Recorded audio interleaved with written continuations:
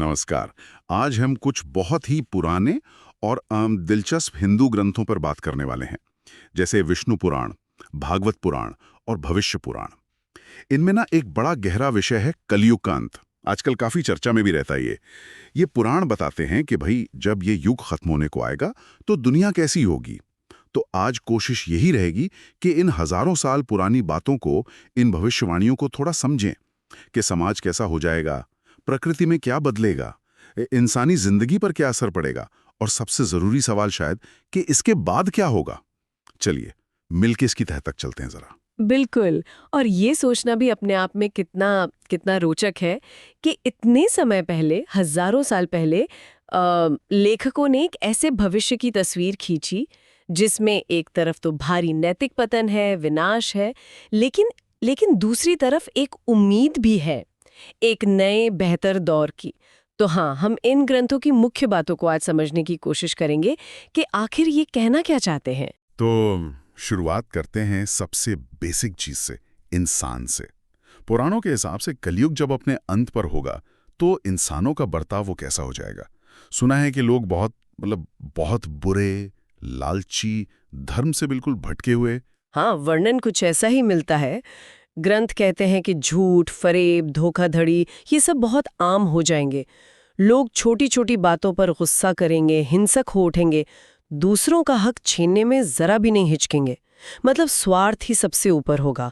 और जो पुरानी नैतिक बातें हैं, धर्म अधर्म का जो विवेक होता है, वो लगभग खत्म सा हो जाएगा। वेद शास्त्र जैसी जो ज्ञान की बातें हैं, उन्हें लोग या तो मानेंगे नहीं या शायद मजाक उड़ाएंगे। और इसका असर सिर्फ एक व्यक्ति पर नहीं, पूरे समाज पर पड़ेगा फिर तो, है ना। जैसे आपने कहा, रिश्वतखोरी बढ़ेगी, नाइंसाफी होगी, समाज का जो पूरा ढांचा है वो चरमराने लगेगा। बिल्कुल बिल्कुल। और पारिवारिक रिश्ते वो भी कमजोर पड़ेंगे। कहा गया है कि संतान माता पिता का आदर नहीं करेगी, पति पत्नी में वफादारी कम होगी, समाज में एक दूसरे पर भरोसा वो बहुत कम हो जाएगा। और जाहिर है, जब हर कोई सिर्फ अपने बारे में सोचेगा तो टकराव तो बढ़ेंगे ही। यहाँ तक कि न्याय व्यवस्था के भी भ्रष्ट होने की बात है, जहाँ सच बोलने वाले को शायद सजा मिले और झूठे को सम्मान। ये एक तरह से हाँ, सामाजिक विघटन की ही तस्वीर है। और एक बात जो मुझे इन वर्णों में सबसे ज्यादा चौंकाती है वो है इंसान की उम्र और सेहत। क्या ये सच है कि पुराण कहते हैं कि औसत उम्र घटकर सिर्फ 20 या 30 साल रह जाएगी? ये तो यकीन करना भी मुश्किल है। हाँ, ये वर्णन वाकई चौंकाने वाला है और कई पुराणों में इसका जिक्र है। और सिर्फ उम्र ही नहीं बल्कि शरीर भी। कहा गया है कि शरीर बहुत कमजोर हो जाएंगे, बीमारियों से घिरे रहेंगे, कद छोटे हो जाएंगे, बाल जल्दी सफेद होने लगेंगे। यहाँ तक कहा गया है कि लड़कियां बहुत कम उम्र में, शायद 7-8 साल की उम्र में गर्भ धारण करने लगेंगी। और बुढ़ापा भी बहुत जल्दी, शायद 16 या 20 साल में आ जाएगा। बाप रे, सिर्फ 20-30 साल की उम्र और इतनी कमजोरी। इसका कोई कारण भी बताया है क्या? क्या ये सिर्फ माहौल की वजह से होगा या कुछ और? देखिए, पुराण सीधे सीधे वैज्ञानिक कारण तो नहीं बताते, पर इशारा यही है कि ये सब उसी नैतिक और धार्मिक गिरावट का नतीजा होगा।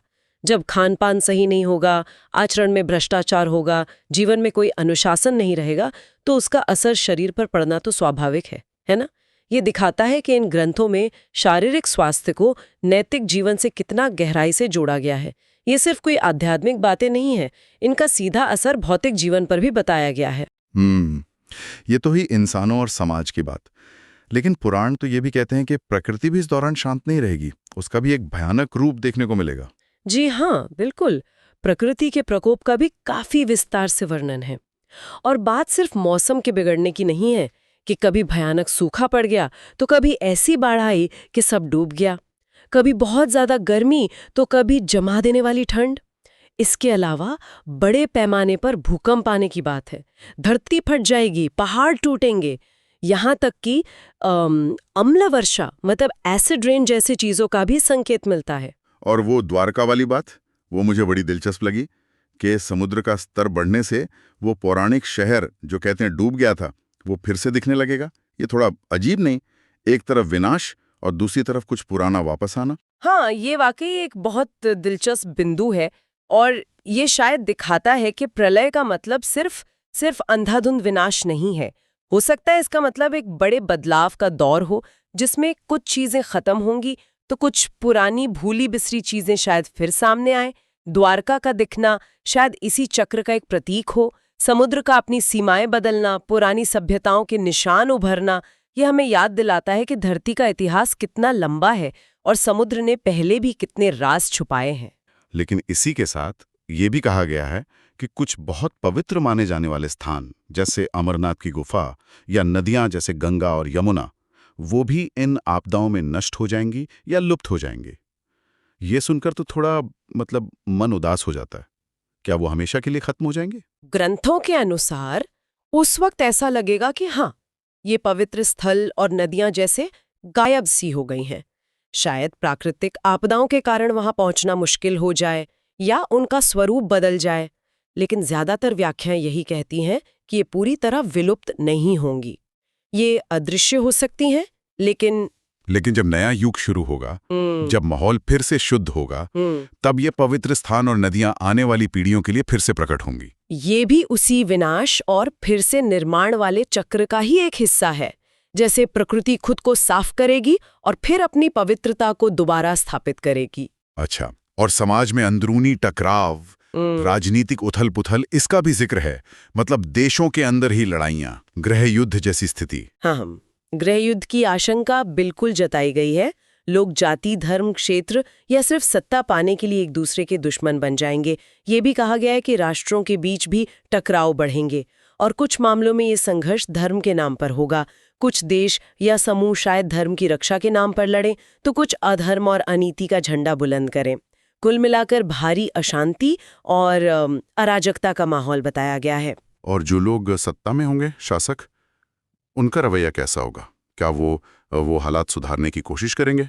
दुर्भाग्य से पुराणों का वर्णन इसके बिल्कुल उलट है। कहा गया है कि शासक वर्ग खुद ही पतित और दुष्ट हो जाएगा। वो अपनी प्रजा का शोषण करेंगे, उन पर भारी टैक्स लगाएंगे और अपनी शक्ति का इस्तेमाल सिर्फ अपने ऐशो आराम और अपने स्वार्थ के लिए करेंगे। उनमें न दया होगी, न न्याय की भावना। तो जाहिर है जनता में भारी असंतोष फैलेगा। हर तरफ भ्रष्टाचार, नाइंसाफी होगी। लोग शायद कानून को अपने हाथ में लेने लगे, जिससे हिंसा और बढ़ेगी। एक तरह से जिसकी लाठी उसकी भैंस वाला माहौल बन जाएगा। ये तो वाकई एक बहुत ही निराशाजनक तस्वीर उभर रही है। व्यक्तिगत गिरावट, प्रकृति का गुस्सा और समाज का पूरा तरह बिखर जाना। ऐसा लगता है जैसे हर तरफ अंधेरा ही अंधेरा है। बिल्कुल। कलयुग के अंत का वर्णन काफी भयावह है। ये एक ऐसे समय की तस्वीर पेश करता है जहां इंसानियत अपने शायद सबसे निचले स्तर पर पहुंच जाएगी। लेकिन कहते हैं ना कि हर रात की सुबह होती है। हाँ। तो क्या इस घोर अंधेरे और निराशा के बीच उम्मीद की कोई किरण भी है? मैंने सुना है भगवान विष्णु के आखिरी अवतार कल्कि के बारे में। यहाँ से कहानी थोड़ी बदलती है ना? हाँ, बिल्कुल। यहीं पर कथा एक बहुत महत्वपूर्ण मोड़ लेती है। जब अधर्म और अत्याचार अपनी चरम सीमा पर पहुंच जाएगा, तब इन पुराणों के अनुसार भगवान विष्णु अपने 10वें और अंतिम अवतार कल्कि के रूप में प्रकट होंगे। वो कलयुग के अंत और सतयुग के आरंभ के बीच की एक महत्वपूर्ण कड़ी है। कल्कि अवतार, उनका वर्णन कैसा है? वो दिखेंगे कैसे, करेंगे क्या? उनका वर्णन एक महान योद्धा के रूप में किया गया है। कहा जाता है कि वे शंभल नाम के गांव में विष्णु यश नाम के एक ब्राह्मण के घर जन्म लेंगे। वो देवदत्त नाम के एक दिव्य सफेद घोड़े पर सवार होंगे और उनके हाथ में एक चमकती हुई तलवार होगी। उनका मुख्य काम होगा पृथ्वी से सभी दुष्टों, अधर्मियों और अत्याचारियों का नाश करना। वो एक तरह से दुनिया की सफाई करेंगे। अच्छा, और मैंने ये भी सुना है कि उनकी मदद के लिए कुछ पुराने अमर योद्धा भी वापस आएंगे, जैसे महाभारत के कुछ पात्र या परशुराम। हाँ, कुछ ग्रंथों में, खासकर भविष्य पुराण में, ऐसा उल्लेख मिलता है कि भगवान परशुराम, हनुमान जी, विभीषण, कृपाचार्य, अश्वत्थामा और ऋषि व्यास जैसे जो चिरंजीवी माने जाते हैं, अमर व्यक्ति, वो कल्कि अवतार की सहायता करेंगे धर्म की पुनर्स्थापना में। ये सोचना भी कितना रोमांचक है कि इतिहास के ये महान पात्र एक निर्णायक लड़ाई के लिए फिर से एकजुट होंगे। कल्कि अवतार का काम सिर्फ विनाश करना नहीं है, बल्कि धर्म, सत्य और न्याय के शासन को फिर से स्थापित करना भी है, ताकि नए युग, सतयुग की नींव रखी जा सके। एक और पहलू जो मुझे सोचने पर मजबूर करता है वो ये है कि पुराण कहते हैं कि इस दौर में विज्ञान और तकनीक में तो शायद तरक्की होगी, लेकिन इंसान फिर भी दुखी रहेगा क्योंकि उसकी नैतिकता गिर चुकी होगी। ये बात तो आज के जमाने में भी कितनी सटीक लगती है, नहीं? ये एक बहुत ही गहरा और प्रासंगिक बिंदु है। आपने सही कहा। ये पुराण हमें हजारों साल पहले ही जैसे चितारे थे कि सिर्फ बाहरी तरक्की, चाहे वो कितनी भी चकाचौंध भरी क्यों ना हो, वो असली सुख और शांति की गारंटी नहीं है। अगर इंसान अंदर से खोखला है, नैतिक रूप से कमजोर है, तो बड़ी बड़ी इमारतें, तेज रफ्तार गाड़ियां या नए नए गैजेट्स ये उसे सच्ची खुशी नहीं दे सकते हैं। बल्कि हो सकता है कि तकनीक का गलत इस्तेमाल दुख और विनाश को और बढ़ा दे। असली सवाल हमेशा इंसान के चरित्र का, उसकी नैतिकता का और उसके आध्यात्मिक झुकाव का ही रहता है। तो मतलब ये जो महाविनाश और उथल-पुथल का दौर है, ये एक तरह की सफाई है, जिसके बाद कुछ बेहतर होगा। बिल्कुल, पुराणों की दृष्टि में ये अंत सिर्फ अंत नहीं है, ये एक नई शुरुआत की तैयारी है। कलयुग के इस भयानक अंत के बाद जब कल की अवतार अधर्म का नाश कर देंगे, तब एक नया युग शुरू होगा, जिसे सतयुग या सतयुग कहा जाता है। सतयुग, अरे वाह, ये सुनने में ही कितना अच्छा लगता है। तो कैसा होगा ये नया सतयुग? क्या बदलाव आएंगे उस समय? सतयुग को तो स्वर्ण युग माना गया है। पुराणों के अनुसार इस युग में मनुष्य फिर से धर्म, सत्य और नैतिकता के रास्ते पर चलेंगे। लोगों के मन में द्वेष, ईर्ष्या, लालच ये सब नहीं होगा। समाज में पूरी तरह शांति, सद्भाव और न्याय का राज होगा। लोग लंबी और स्वस्थ आयु जिएंगे। कहा जाता है हजारों साल। प्रकृति भी फिर से संतुलित और भरपूर हो जाएगी। इंसान और प्रकृति के बीच एक सामंजस्य स्थापित होगा। ये मानवता के लिए एक तरह से आध्यात्मिक पुनर्जागरण का काल होगा, जहां लोग भौतिक चीजों से ज्यादा ज्ञान, ध्यान और ईश्वर भक्ति को महत्व देंगे। तो मतलब कलयुग का अंत बुराई का अंत है, दुनिया का नहीं। बिल्कुल सही कहा आपने। ये बुराई पर अच्छाई की जीत की कहानी है, अंधकार पर प्रकाश की विजय की। तो अगर हम आज की पूरी चर्चा को समेटें, तो इन प्राचीन पुराणों के हिसाब से कलयुग का अंत एक बहुत ही मुश्किल उथल-पुथल वाला समय होगा। हाँ, इसमें इंसान नैतिक रूप से गिरेगा, प्रकृति कहर भर पाएगी, समाज में लड़ाई झगड़े होंगे, अधर्म का बोलबाला होगा। ये सब सुनने में तो बहुत डरावना लगता है। हाँ, वर्णन निश्चित रूप से गंभीर है, इसमें कोई शक नहीं। लेकिन जैसा हमने देखा, ये कहानी का सिर्फ एक हिस्सा है। इसी विनाश और पतन के अंधेरे में से उम्मीद की एक किरण फूटती है, कल की अवतार के रूप में। वो आते हैं, बुराई को खत्म करते हैं और एक नए सुनहरे युग, सतयुग का रास्ता खोलते हैं। ये हिंदू दर्शन में समय की जो चक्रीय अवधारणा है ना, कि चीजें बनती हैं, बिगड़ती हैं, फिर बनती हैं, उसी को दर्शाता है। विनाश होता है ताकि सृजन हो सके, रात होती है ताकि सुबह आ सके। ये विनाश और सृजन का चक्र। ये वाकई सोचने लायक बात है। बिल्कुल, ये मानवता के लिए एक बहुत बड़ी चुनौती का समय होगा, पर साथ ही ये एक नई शुरुआत का, एक बेहतर भविष्य का प्रतीक भी है। ये हमें याद दिलाता है कि शायद सबसे बुरे दौर के बाद भी उम्मीद बाकी रहती है। तो आखिर में एक सवाल मेरे मन में आ रहा है।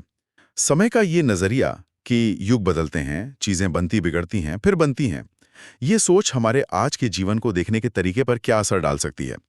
क्या इससे हमें लगता है कि सब कुछ अस्थायी है, या ये हमें प्रेरणा देता है कि हम आज बेहतर कर्म करें ताकि आने वाला कल सुनहरा हो? इस पर विचार जरूर कीजिएगा।